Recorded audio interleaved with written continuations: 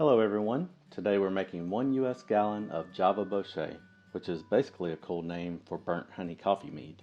First, we start by bringing 12 ounces of honey to a rolling simmer in a large pot.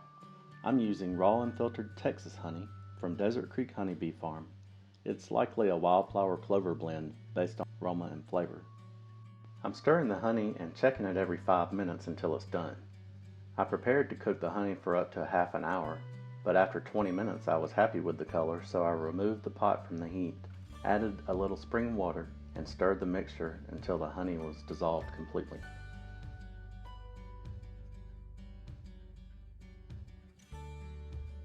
While we wait for the liquid to cool, let's hydrate a half teaspoon of dry yeast in a cup of spring water and set it aside until we're ready to use it.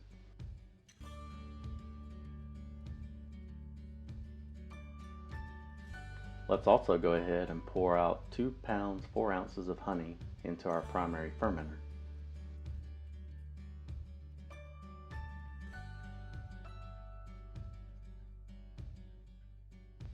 Next, we'll measure out 1.25 ounces of our favorite coffee beans and use our meat hammer to coarsely crack them and then pour them directly over the honey in the fermenter.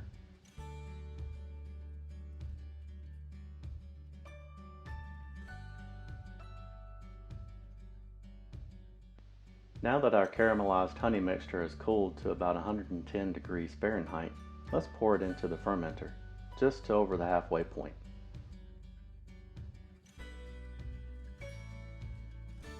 Put a cap or bung in the top and shake the jug vigorously until the uncooked honey is completely dissolved. This also aerates the liquid, adding some much needed oxygen to the mixture to make our yeast happy and productive. Add the rest of the cooked honey and spring water to fill the fermenter to at least the gallon mark. I added a little past the gallon because the coffee beans displaced some of the liquid and I know I'll be removing those eventually. Plus, I'm a little greedy and want as much of the finished product as I can possibly get out of this gallon. Now shake the nearly filled jug to homogenize and aerate the mixture prior to taking a sample to get a specific gravity reading. This step isn't required, but having the original and final gravity readings helps me know if our fermentation has completed or stalled along the way, and also helps me to calculate the ABV percentage when fermentation is complete. My original gravity is about 1.110, but since my liquid is still about 100 degrees Fahrenheit and my hydrometer is calibrated at 60 degrees, and the actual gravity is closer to 1.116. And because all of my tools were sanitized ahead of time, I'm pouring the sample back into my fermenter.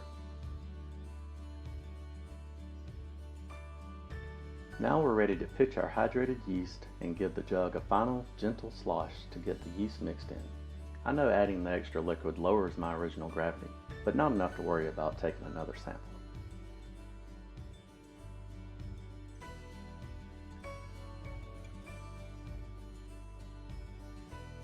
For now, I'm covering the top of the jug with a paper towel to avoid a blow-off situation and placing the jug in our closet/makeshift fermentation station.